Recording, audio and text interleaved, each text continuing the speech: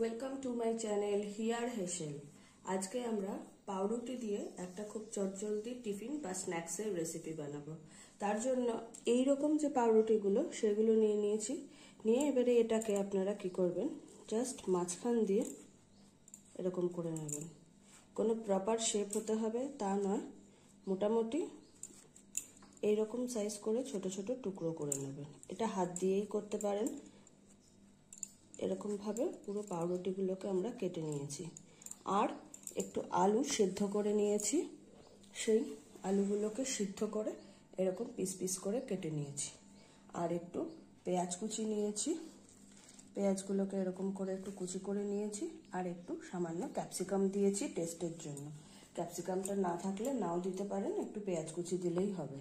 আমি এখানে একটু চিলি সস ব্যবহার করব, তাই কোনো কাঁচা লঙ্কা দিইনি। আপনারা চাইলে কাঁচা লঙ্কা ব্যবহার করতে পারেন ছোট ছোট কুচি কুচি করে নিয়ে। প্রথমে কড়াইতে তেলটা গরম করে নিয়েছি।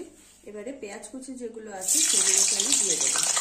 পেঁয়াজ আর ক্যাপসিকাম কুচিটাকে দিয়ে একটু হালকা ভেজে নেওয়ার পর এখানে সেদ্ধ করে রাখা আলুগুলো দিয়ে একটু ভেজে নেব।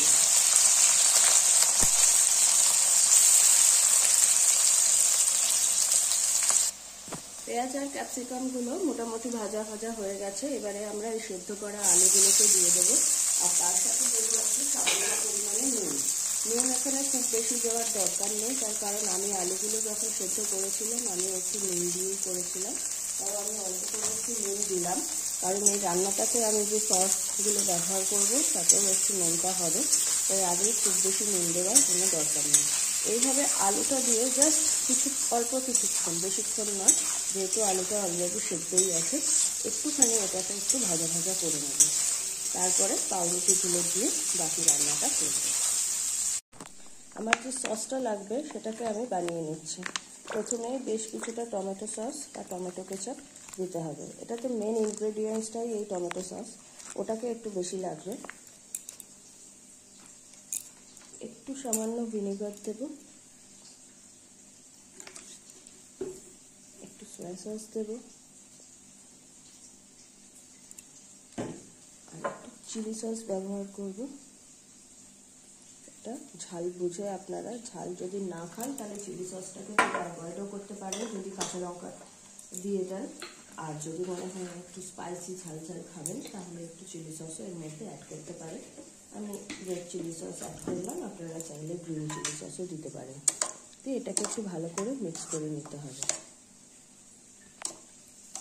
আলুগুলো মোটামুটি ভাজা ভাজা হয়ে গেছে। এবারে আমরা যে পাউরুটিগুলো কেটে রেখেছিলাম সেইগুলোকে অ্যাড করে দেবো।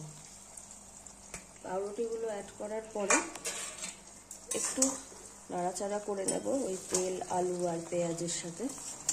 তারপরে এই পাউরুটিগুলোকে একটু জলের ছিটে দিয়ে দিয়ে একটু নরম করতে হবে। সসটা দেব, তারপরে আগে একটু জলের ছিটে দিয়ে পাউরুটিগুলোকে নরম করে নেব। এইভাবে হাতে করে একটা বাটিতে জল নিয়ে একটু এরকমভাবে জলের ছিটেগুলো দিতে হবে। এক জায়গাতে বেশি জল হট করে ঢেলে দিলে সেই জায়গাটা বেশি নরম হয়ে যাবে, তাই হাতে করে নিয়ে একটু এইভাবে ছিটিয়ে ছিটিয়ে জলটা দিতে হবে, যাতে সব জায়গার পাউরুটিগুলো জলটা পায় আর পাউরুটিগুলো নরম হয়। এভাবে কিছুক্ষণ দেওয়ার পরে আবার একটু নাড়িয়ে নিতে হবে। যদি প্রয়োজন হয় তাহলে আবার দেবেন। সবকটা পাউরুটি একদম নরম হয়ে যাবে, মজে যাবে। যতক্ষণ না হবে ততক্ষণ একটু একটু করে ওরকম জল দিতে হবে। পাউরুটিগুলোকে জল দিয়ে দেখুন মোটামুটি নরম করে নিয়েছি। এবারে যে সসটা রেডি করে রেখেছিলাম সেটাকেও এরকমভাবে ঘুরিয়ে ঘুরিয়ে সব জায়গাতে দেব। এক জায়গাতে বাটি ধরে ঢেলে দেবেন না, এইভাবে একটু ঘুরিয়ে ঘুরিয়ে সব জায়গাতে দেবেন। প্রথমে কিছুটা দেওয়ার পর তারপরে আবার ভালো করে মিক্স করে নিতে হবে, আবার তারপরে দেব। একবারে দিয়ে দিলে কিছু জায়গাতে বেশি পড়ে যাবে আর কিছু জায়গাতে একদমই পড়বে না। আমাদের পাউরুটির রেসিপি রেডি টু সার্ভ।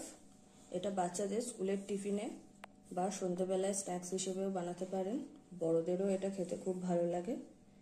একটু ঝাল ছাড়া বা ঝাল কম দিয়ে বানালে বাচ্চাদের কাছে তো এটা খুবই একটা পছন্দের বা জনপ্রিয় খাবার। আমার চ্যানেলের রান্নাগুলো যদি আপনাদের ভালো লাগে তাহলে চ্যানেলটিকে লাইক করবেন, শেয়ার করবেন, কমেন্ট করবেন আর অবশ্যই সাবস্ক্রাইব করবেন। ধন্যবাদ।